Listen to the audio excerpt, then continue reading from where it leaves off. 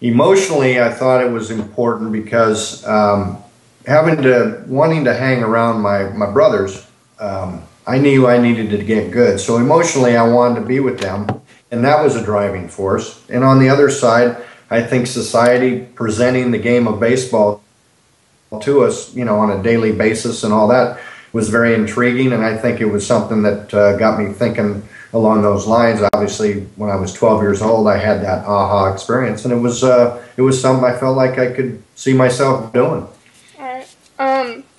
Another guy named Turner said that the athletic role may be unique in its influence of the formation of oneself, because athletes experience different pressures within and outside themselves to merge with a particular identity. Would you agree? Absolutely, 100%. Good. There are 4 perspectives of how one copes with disengagement. Well, they're said to me.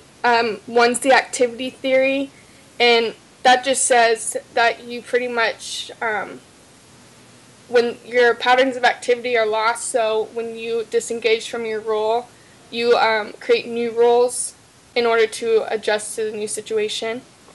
There's a disengagement theory, which views the process as one in which the individual withdraws from society as a coping mechanism, and then at the same time society also withdraws from the individual. Right. Both the activity and disengagement theory are viewed as death and dying processes, not acceptance really. It's more like, it's over. There's the continuity theory that's more along the lines of acceptance. And it's similar to activity theory, but it differs in that the individual uses the past role to shape a current role. Which one best fits your situation? Or I think the last one, continuity. Is that what you said? Yeah. I think what happens, and you see it in the game, I did feel my roles after I played. I needed that excitement. I needed that adrenaline rush. That's why I started to become a pilot. I took flying lessons, and that started to wane more and more as I kind of, got back into life and was raising a family and all that, and realized I didn't need to be up in the air with 5 kids on the ground.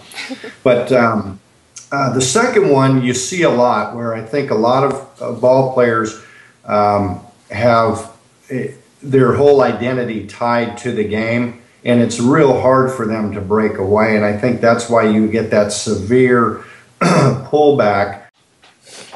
Okay. Just describe your experience of playing in the professional sports world and talk about how you got there. Well, playing in the professional sports world, you've got a few different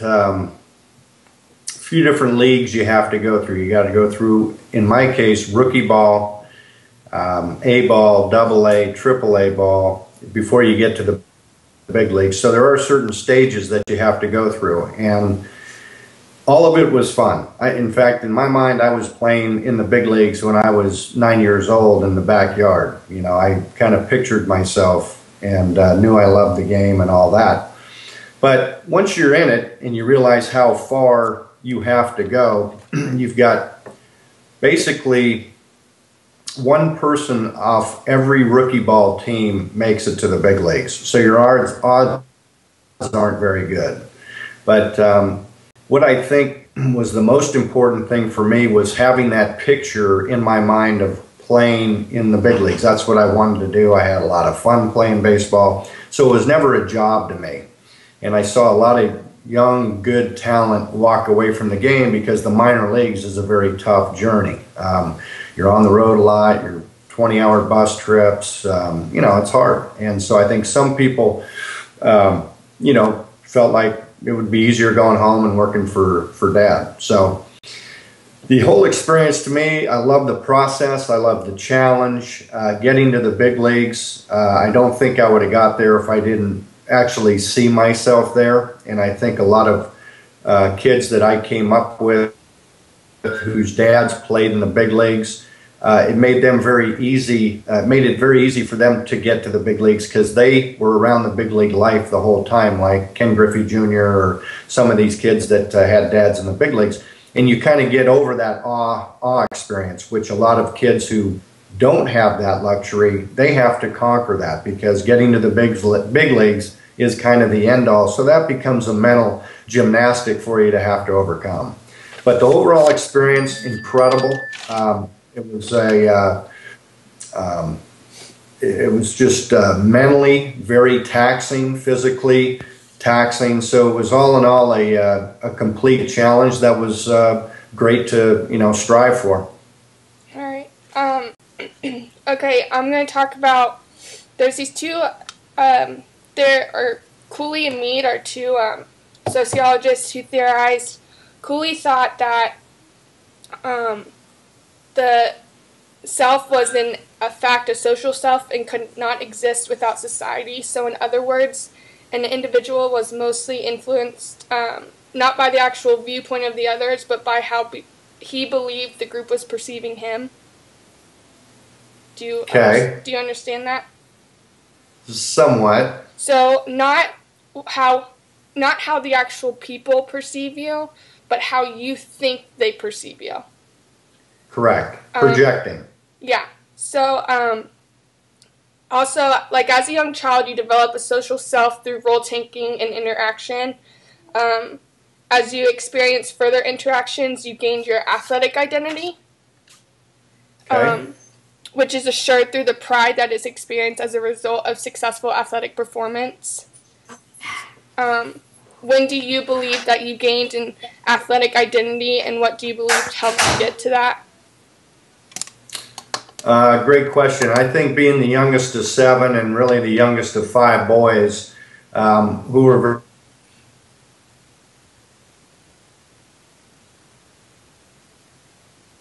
very athletic, I wanted to hang with them. And the only way I was going to be able to hang with them was to be able to excel at the games they were playing at. So they would take me along with them.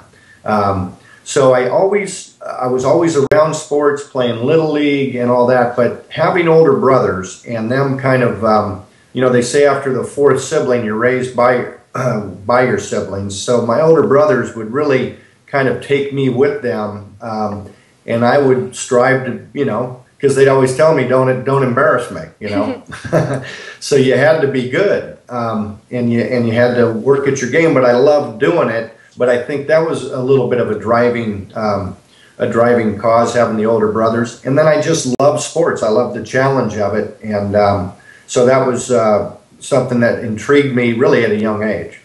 Okay.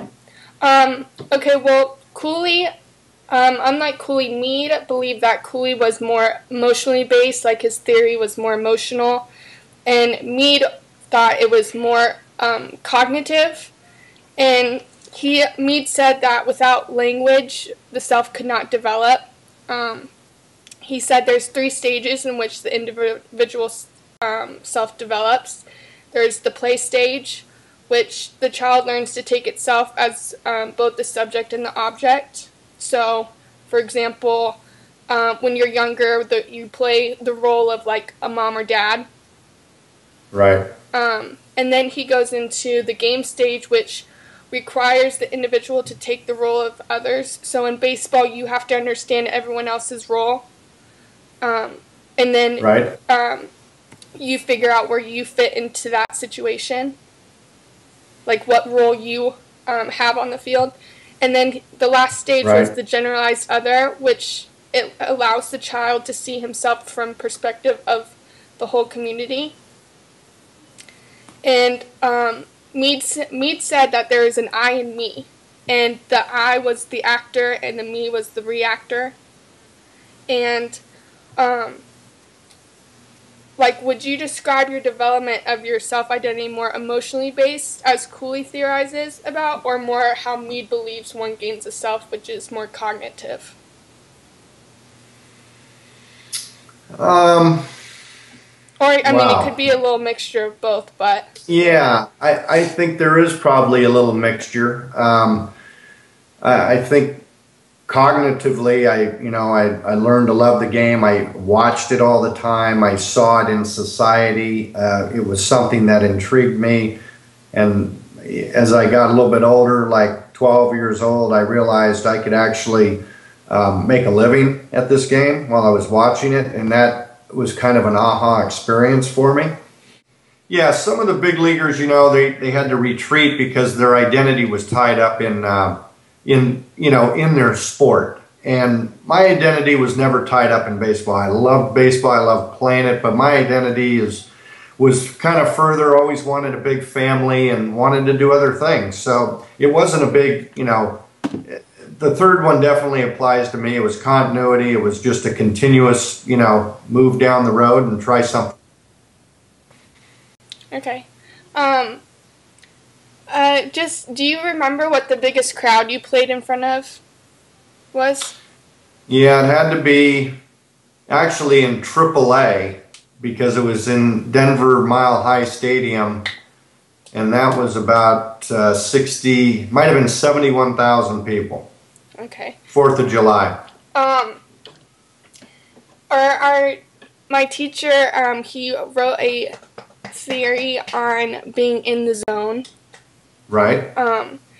Which just means when you play, you're pretty much free of like all distractions and like you're doing more than thinking and stuff like that. And do you think you experienced, or I mean, you obviously had to have experienced that. No question. And did like the crowd that day that you had the most people there, was that one of the days? Did that impact if you were in the zone or not? Not really. I've had good games in front of big crowds. I've had bad games in front of big crowds. I don't think the crowd, just because we play in front of crowds every day. Now, a lot of other sports may be different. It might be your sport in soccer where you're playing in front of big crowds, and then the higher up you go, and then you're playing World Cup crowds. You may experience that a little bit on your way to the World Cup, but in baseball, you experience pretty much big crowds all the time. So you really do learn to put them out of your mind. Now, when you're going bad, his theory is right because you're very aware and you hear all the boos and you hear all the cheer, and the whole thing in athletics is to not be aware. You need to be, as we've always talked about, unconscious and really allowing your body to do what it's doing and eliminate the mind. Got it. Okay, and like lastly, you kind of already have, how would you describe your role disengagement from the sports world? Like, what things do you do now to cope with the emotional energy that you used to get for now? Yeah, it's been 17 years since I've been out, 18, but you do try to find, I love competing, so I will play golf. I will start a business. I will be around my kids because they're challenging. And, but you find things that is kind of in your nature, in your DNA that you like to do that kind of gives you outlets. And so you just seek those out. It's just one of those things that you kind of strive on, something you'll know, that I know every spring training, I still get that feeling, and that's, I was with for 18 years of going to spring training. You just get that little flutter and it's still there. So that may be something you never lose. So you have to, go play some rounds of golf to get that competitive spirit going. Okay. Well, that's all I have. Thanks, Dad.